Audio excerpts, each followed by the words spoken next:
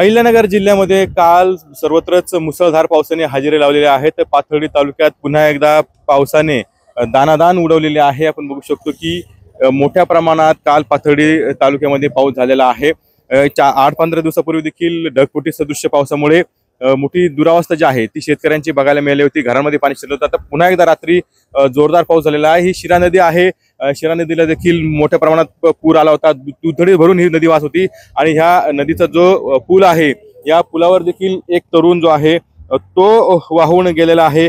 अतुल रावसाहेब शेलार वय 31 असं ह्या तरुणाचं नाव आहे आणि ह्या पुलावरती तो रात्री येत असताना वाहून गेलेला आहे। आपण बघतो की ही सगळी नदी आहे याच्यावरती जे बंधारे जे आहे ते देखील वाहून गेलेले आहे आणि या ठिकाणी शेतीचं देखील मोठं नुकसान जे आहे ते बघायला मिळतं आहे।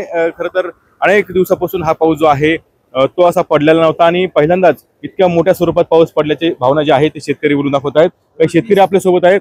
काय सांगा कशा प्रकारचं नुकसान झालेलं आहे? शिरापूरला भरपूर नुकसान झालंय। हे साटाई वाडा आणि डंभीर वाडा याचं पाणी भरपूर आल्यामुळं शेतीचं नुकसान झालं।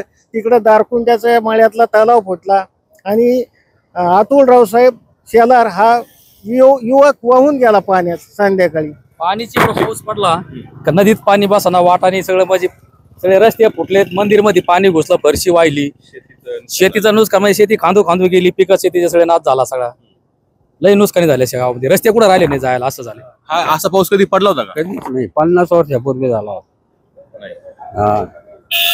लोक घाबरून गेले सध्या। निश्चित बघतो की असा पाऊस जो आहे तो 50 वर्षात पडला नाही अशी भावना जी आहे ती शेतकऱ्यांनी व्यक्त केलेली आहे। त्यामुळे या पावसामुळे शेती असेल, जनावरे असेल, तसेच ह्या ठिकाणी बंधारे जे आहेत ते देखील वाहून गेलेले आहेत। त्यामुळे मोठं नुकसान जे आहे ते या पावसामुळे झालेलं आहे। त्यामुळे कुठेतरी आता मदतीची अपेक्षा जी आहे ते शेतकरी करत आहे।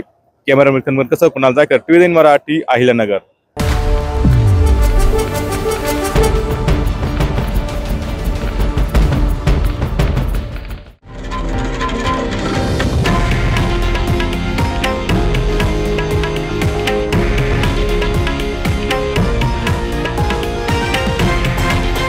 हे आहे देशातील नंबर 1 न्यूज नेटवर्क आणि आपण पाहत आहात TV9 मराठी, एकमेव।